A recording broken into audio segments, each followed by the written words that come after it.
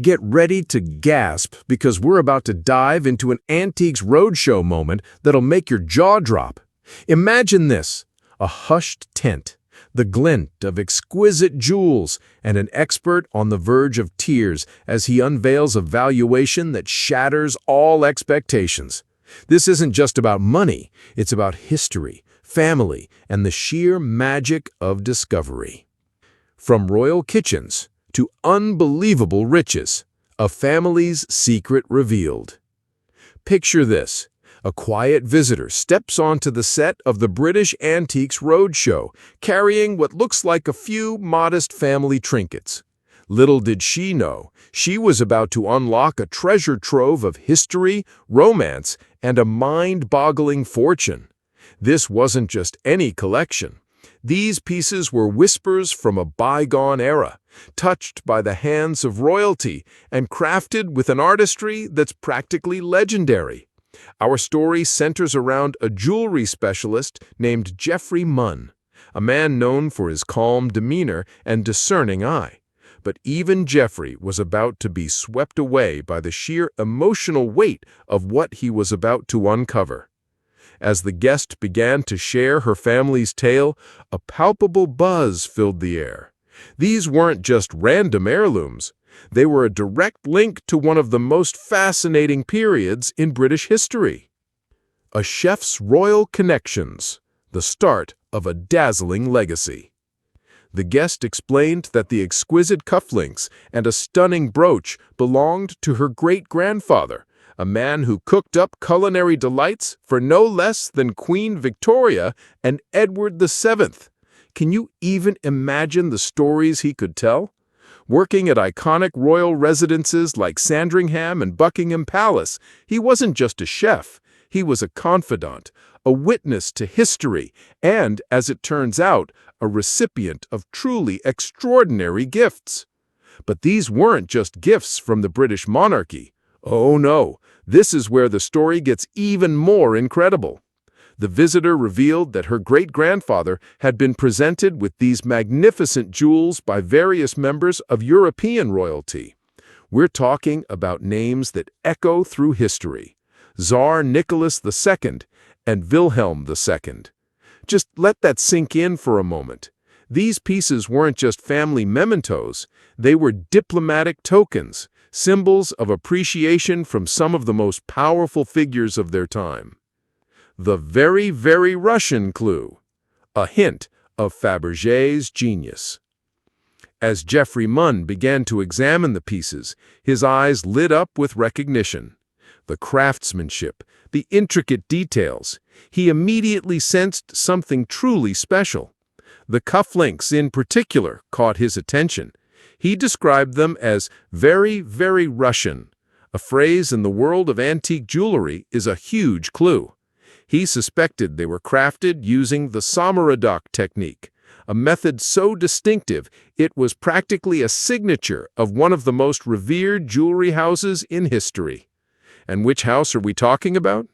None other than the legendary Fabergé. While Geoffrey couldn't definitively confirm the cufflinks' Fabergé provenance at that moment, he declared they reeked of the master jeweler's touch. Imagine the anticipation in the room. The possibility of holding a piece from Fabergé, a name synonymous with unparalleled artistry and astronomical value, was almost too much to bear. The big reveal, a full-blown Fabergé brooch. But the real showstopper, the moment that sent shivers down everyone's spines, came when the guest presented the brooch. This wasn't just any brooch. It was the one specifically gifted by Tsar Nicholas II. As Geoffrey carefully inspected it, his breath hitched. There it was, clear as day, the workmaster's initials.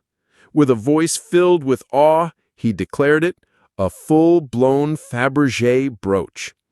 The guest's reaction was priceless, a soft gasp, a look of profound wonder, and a simple, heartfelt, "Wonderful, because I wondered and half hoped it would be, and that's marvelous."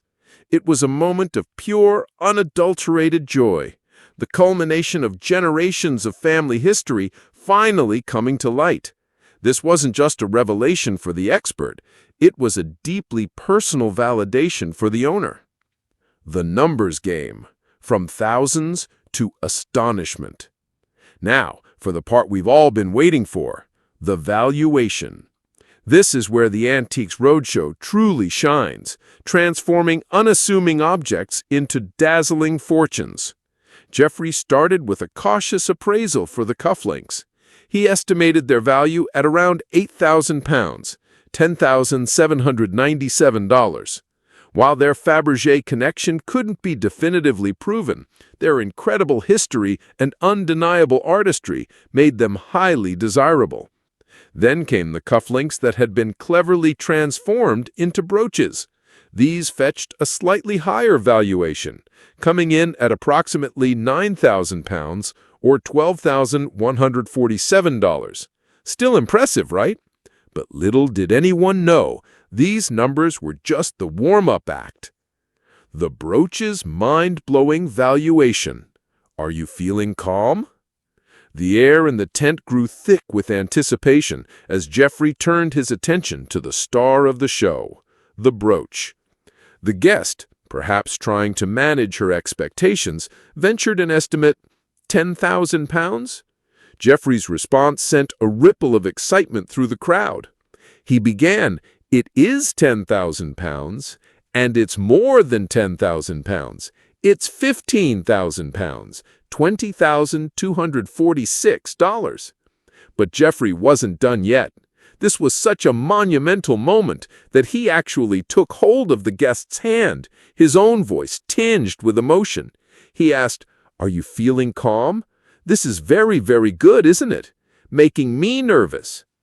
The crowd erupted in a spontaneous burst of applause, a collective acknowledgement of the sheer enormity of the discovery. The guest, clearly overwhelmed, gasped, "My dear chap, gosh, that's amazing.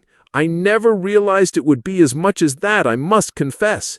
It was a moment of pure, unscripted emotion, a testament to the power of these historical objects.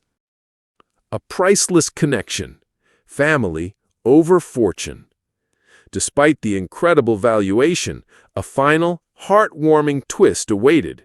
With hundreds of thousands of dollars now literally in her hands, what would the guest do? Sell them and live a life of luxury?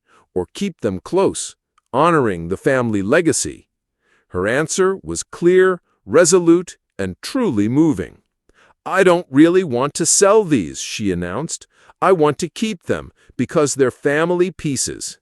And Jeffrey, the expert who had just delivered a life-changing valuation, wholeheartedly agreed. "I think, in a way, they should be kept together as a collection," he remarked, acknowledging that some things are simply too precious to be reduced to a monetary value. This wasn't just about jewels. It was about the enduring power of family history, the thrill of discovery, and the profound connection we feel to the past. It was a reminder that sometimes the true value of an object isn't measured in dollars and cents, but in the stories it tells and the memories it holds. Have you ever stumbled upon a family heirloom that turned out to be far more significant than you ever imagined?